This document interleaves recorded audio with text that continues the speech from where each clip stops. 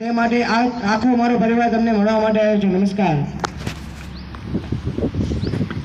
બધા બોલો Google બાબાની. Google બાબાની.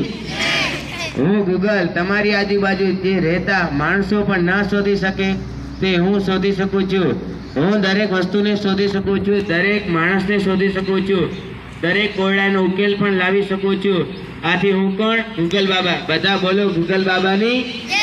Google બાબાની જય. રામ રામ.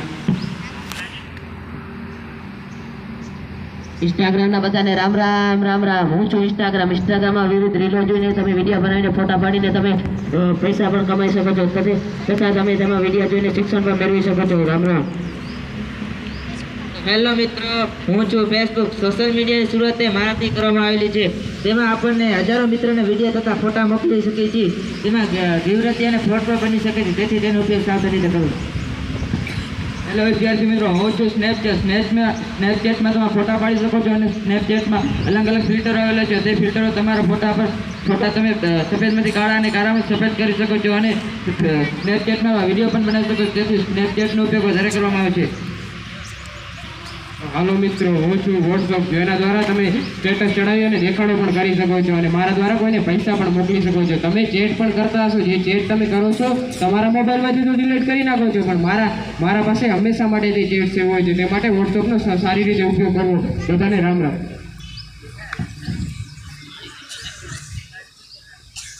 બોલો મિત્રો, સાંભળો. હું છું યુટ્યુબમાં તમે વિડીયા અને મૂવીસો અને ગીતો સાંભળી શકો છો અને સિરિયલો અને શિક્ષણ પણ મેળવી શકો છો અને યુટ્યુબમાં તમે ચેનલ પણ બનાવીને ઇન્કમ પણ પ્રાપ્ત કરી શકો છો.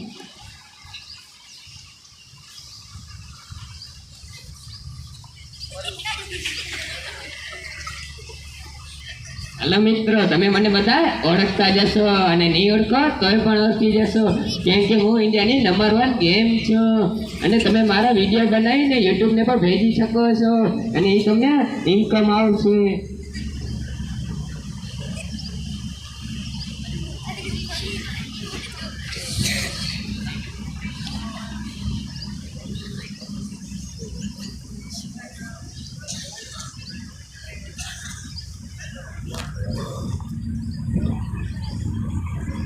દાખલા વાળા ત્યાં બે શીખવાડી નથી કે નથી.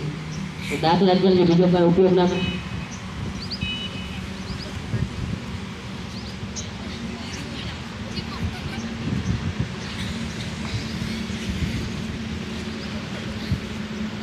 જો આ વિદ્યાર્થી તો મોબાઈલમાંથી એનો ગૃહ કાર્ય કરી રહ્યો છે. એના સાહેબે લેસન આપ્યું તે કરી રહ્યો છે. આ શું? આને તો બુક સાઈડમાં મૂકીને મોબાઈલનો ખરાબ ઉપયોગ કરી રહ્યો છે. હવે જો આ શું કરશે આગળ? જુઓ આ પોતાનો સમય કેવી રીતે બગાડી રહ્યો છે. વિડીયાને ફોટા બનાવી રહ્યો છે. જો આ મૂવી શો જોઈ રહ્યો છે. જો આ ફોટા અને વિડીયા બનાવી રહ્યો છે. આ પોતાનો ટાઈમ બગાડી રહ્યો છે. જુઓ આ છોકરી સાથે વિડીયો કોલમાં વાતચીત કરી રહ્યો છે. હવે આપણા કબજામાં આવી ગયો છે.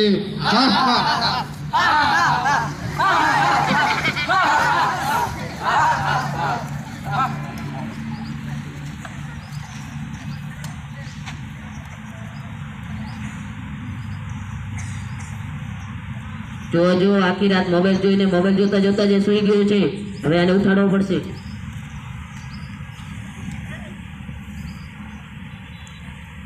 સવારના 12 વાગી ગયા. શું 12 વાગી ગયા? તું આખી રાત મોબાઈલ જોઈ રાખે છે. તું શું થાય છે? હવે આખું શરીર દુખે છે, આંખો ભરે છે, માથું દુખે. ડોક્ટર સાહેબને ફોન કરવો પડશે.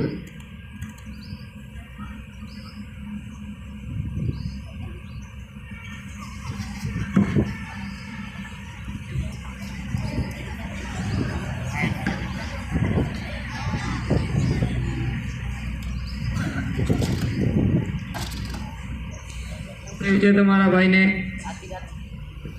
આખી રાત મોબાઈલ જોઈ છે, તેથી તેની આંખો ખરાબ થઈ ગઈ છે અને માથું પણ દુખે છે.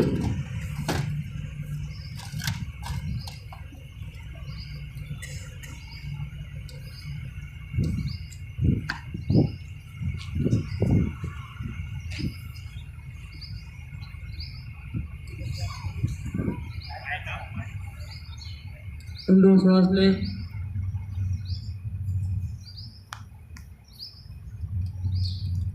મોટું ફોન.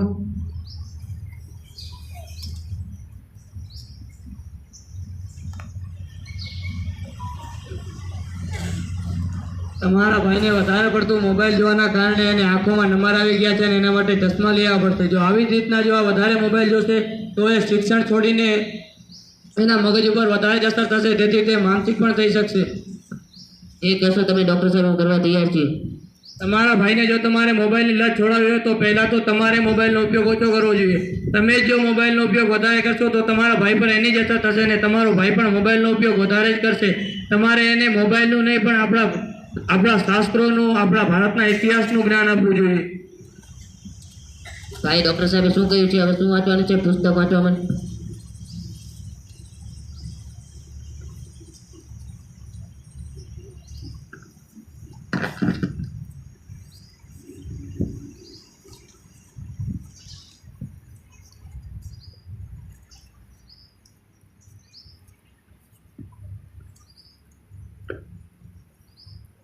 આ શું, આણે તો મોબાઈલને મૂકીને હવે પુસ્તકોનું જ્ઞાન લેવા માંડ્યો છે. આ તો પુસ્તક પ્રેમી બની ગયો છે.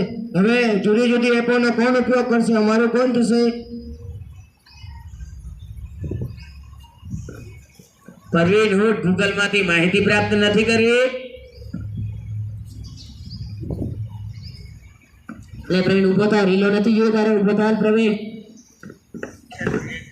ચાલ ચાલ પ્રવીણ, ફોટા નથી પાડવા. ચાલ ચાલ પ્રવીણ.